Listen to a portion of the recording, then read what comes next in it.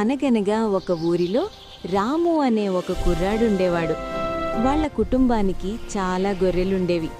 రాము రోజూ ఉదయాన్నే ఆ గొర్రెల మందను తీసుకుని ఊరి చివర ఉన్న అడవి ప్రాంతానికి మేత కోసం వెళ్ళేవాడు. రోజంతా గొర్రెలు మేస్తుంటే రాముకి అక్కడ ఒక్కడికే చాలా బోర్ కొట్టేది. వాడికి అల్లరి పనులు చేయడం అంటే చాలా ఇష్టం. ఒకరోజు రాముకి ఒక వింత ఆలోచన వచ్చింది. ఊరి వాళ్ళందర్నీ ఆట పట్టించాలని అనుకున్నాడు. వెంటనే ఒక ఎత్తైన రాయి మీద నిలబడి గట్టిగా ఇలా అరవడం మొదలుపెట్టాడు. కాపాడండి, కాపాడండి, తోడేలొచ్చింది, నా గొర్రెలను చంపేస్తుంది, తోడేలు, తోడేలు. రాము అరుపులు విన్న గ్రామస్తులు నిజంగానే తోడేలు వచ్చిందేమో అని భయపడ్డారు. తమ పనులన్నీ వదిలేసి చేతికి దొరికిన కర్రెలు పట్టుకుని రాముకి సహాయం చేయడానికి పరుగులు తీస్తూ వచ్చారు. కానీ అక్కడికి వచ్చేసరికి తోడేలు లేదు, ఏమీ లేదు. గొర్రెలన్నీ ప్రశాంతంగా గడ్డిమేస్తున్నాయి.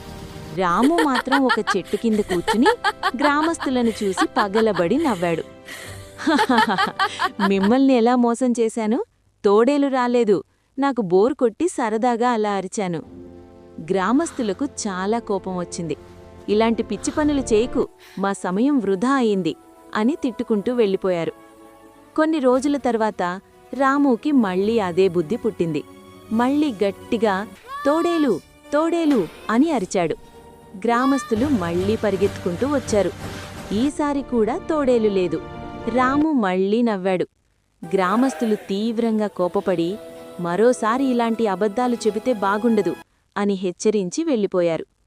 కొన్నాళ్లకు ఒకరోజు సాయంత్రం నిజంగానే అడవిలోంచి ఒక భయంకరమైన తోడేలు వచ్చింది. అది గొర్రెల మందమీద పడి గొర్రెలను వేటాడటం మొదలుపెట్టింది. రాము భయంతో వణికిపోయాడు.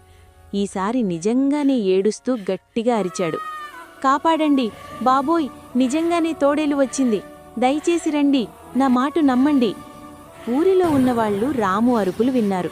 కాని ఒకరినొకరు చూసుకుని వాడు మళ్ళీ మనల్ని మోసం చెయ్యాలని చూస్తున్నాడు, ఈసారి మనం వెళ్ళకూడదు అని అనుకున్నారు. ఎవరూ సహాయం చేయడానికి రాలేదు. ఆ తోడేలు చాలా గొర్రెలను చంపి కొన్నింటిని ఎత్తుకుపోయింది. రాము ఏడుస్తూ కూర్చుండిపోయాడు.